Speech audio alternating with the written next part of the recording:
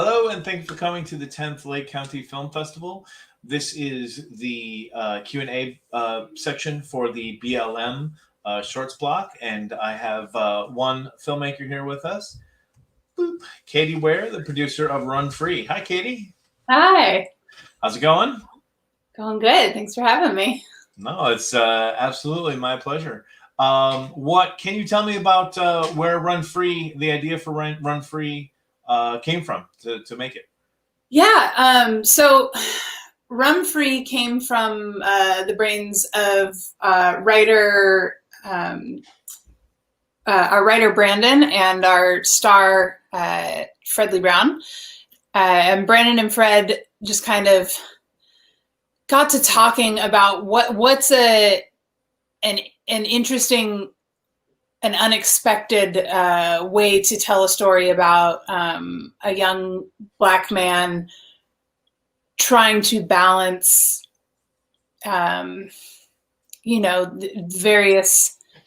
his life with what's kind of going on in society and with the racism that he faces on a daily basis. And Fred is an incredible musician who actually, a lot of his music that he composes for himself is kind of in the country genre, which you don't see as many Black artists in the country genre as in other genres. And so they went with that, and thus came this really intriguing story about a country musician who has to make a choice between his career, or something that could really move his music career forward, and actually standing up for what he believes in. What do you think is different from the past versus today? You know, my kids are 7 and 8, and I've already played them Jimi Hendrix's Star Spangled Banner and explained to them what political protest is. We are 50 years on from that, yet people are constantly telling people not to be political and to just play their music. Why are things so different today?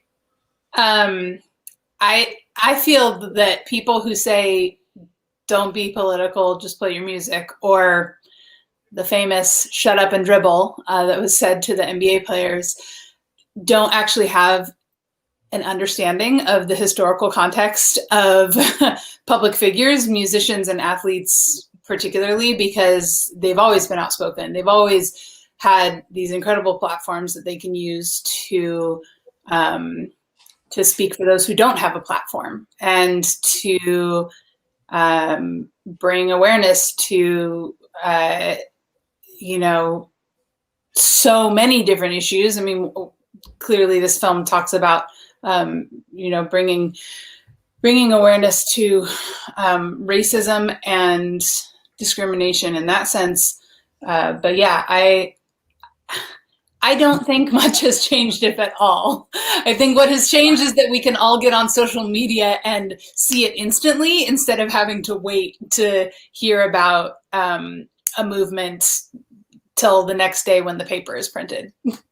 So I'll be honest, I didn't expect you to have an answer, or else it probably would have been solved already. Right? If I had the answer to it, I would be off living on my island with my millions of dollars, because I would have, solved humanity's issues. But it's constant work. It's daily work that everyone has to do. And unfortunately, not everyone does it, or is even aware that they need to be paying attention.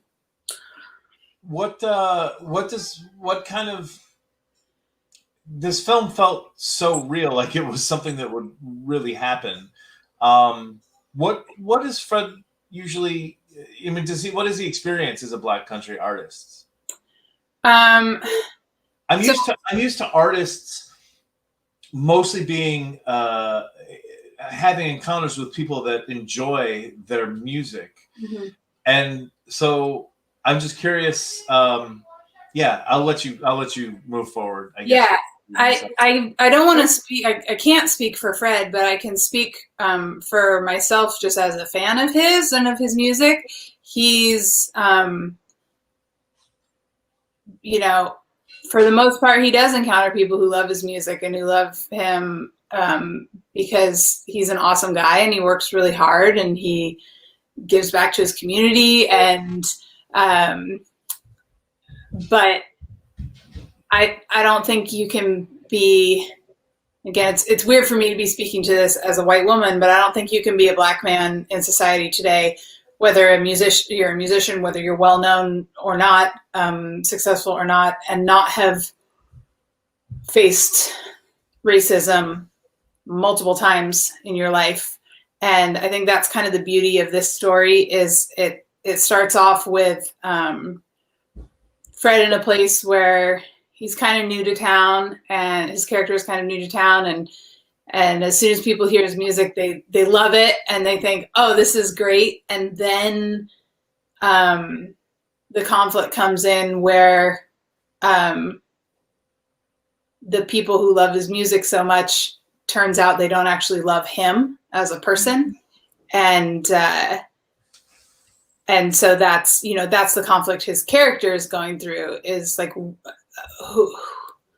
what is best for me right now, to shut up and play my guitar, or to speak to these things that only I've been given a platform to speak to. So, or they might like him as an abstract person, but when confronted with his actual feelings and thoughts, less of a fan. Exactly. Oh, I didn't want your opinion on this thing. I just wanted you to sit there and laugh along at my jokes. Like, no. I think the thing the one that makes me laugh most is people telling Tom Morello to just play his music, and that they're disappointed that he has a political opinion, and I don't know what machine they thought that they were raging against. Yeah. That just makes me laugh. There's a little lack of, they're not connecting all the dots there. Yeah. So how did you become involved with the project after they wrote a script? I know. So I know Brandon through his wife, Siggy. Siggy and I have been colleagues for quite some time. And I had come on and helped Brandon produce a couple other little just like fun comedy bits that he and Siggy were filming. And he brought this idea up to me actually at their engagement party. And I was like, that sounds great. Keep me updated. So they had the scripts, and then I came on board, and then I produced it alongside Cameron Freeman, who's good friends with Fred from growing up they grew up in Detroit together. So Cameron and I came on and kind of said to Fred and Brandon, okay, here's logistically how you can do this. So the script was done, but we got to get our producer hands in there and make a few adjustments because, if we had $1 million, we could have done everything they wanted, but it's just a short film. What was production like? It was crazy. It was really, there were a lot of moving pieces. A majority of the film takes place inside this bar where Fred's character plays his songs and kind of starts to become known by the local community. And so we had a lot of background, a lot of were odd hours because when you're shooting in a bar or restaurant on a short film budget, you can't buy them out during their normal business hours. So you have to shoot overnight or in the random hours on a Monday morning that they're closed.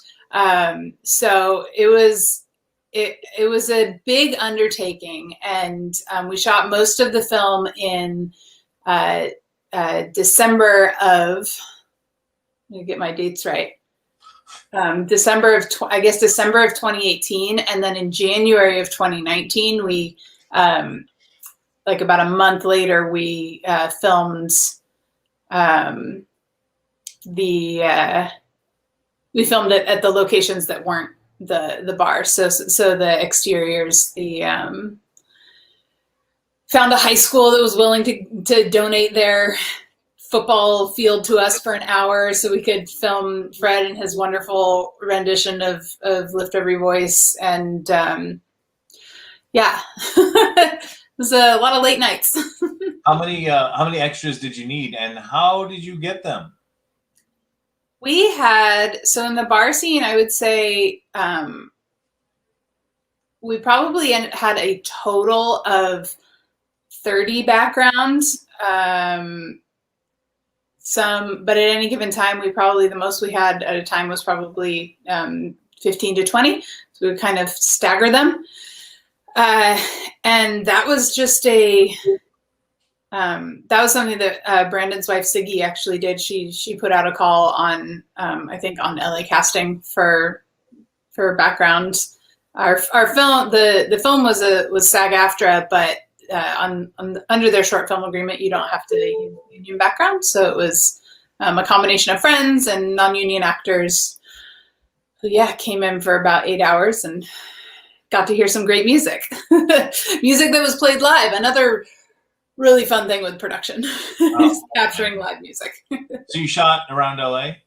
We shot in the bar we shot at was in I believe Burbank, and then the exterior locations were kind of located in areas of Los Angeles as well.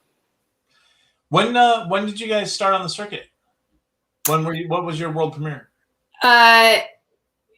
Earlier this year, moments before we were no longer allowed to see anybody in person. So we've had one in-person screening, and it was great. It was in LA. It's always nice when your cast and crew is from LA to be able to screen, although I miss being able to travel to festivals not in Los Angeles. It's always such a blast.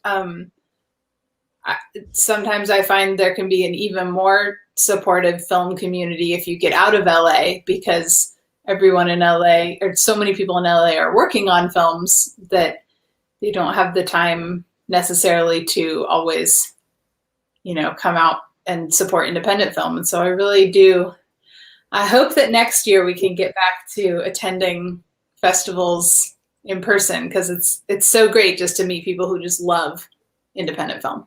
Yeah.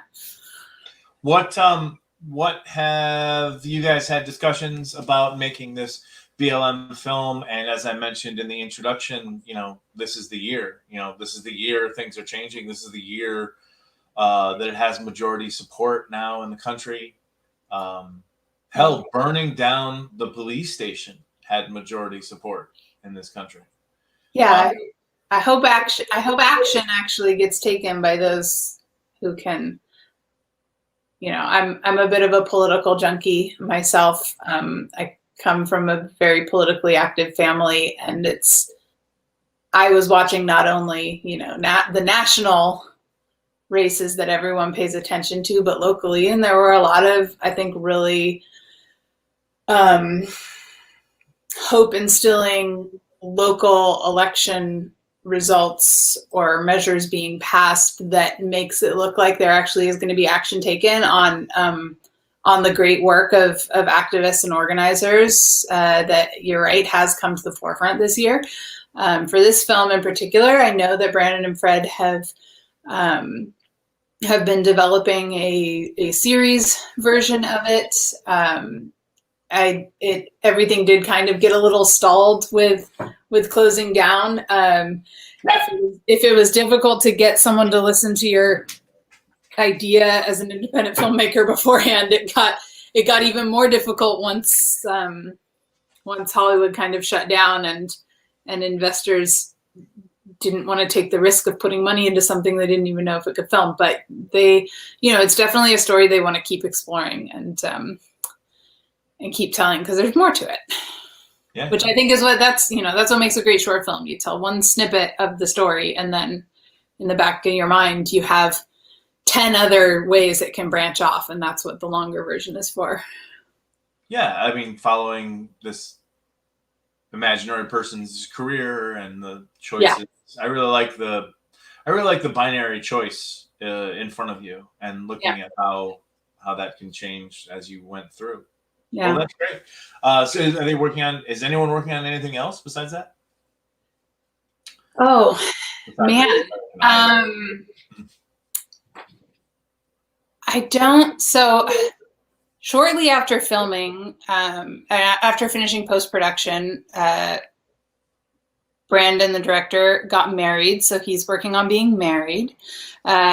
He's always writing, though. He's like, so I'm not sure what exactly is kind of at the forefront of his development mind right now, but he's always writing. Fred Lee is, he just is continuing to write his own music, and he's, I believe he's on, he's the accompanist on American Idol right now, I think it is. Yeah, that's what he's. Yeah. So that's keeping him busy, and he has a his wife was our production designer, and she was 7 months pregnant during filming, so he has a little 1-year-old now. So he's both playing music and also working on that. 1-year-old. Yeah. Curious if Fred Lee has any solo material out or that he's working so on. he's got, I mean, the songs that are in the film are on Spotify. Let me see.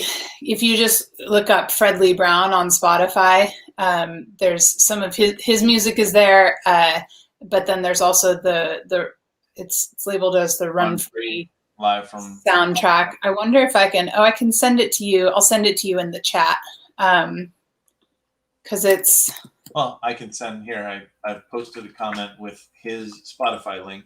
Oh, okay, great. So if someone comes by later, then and he's added songs, then they'll yeah. I just sent you the link to, the link I just sent you is specifically to the soundtrack for the film, which has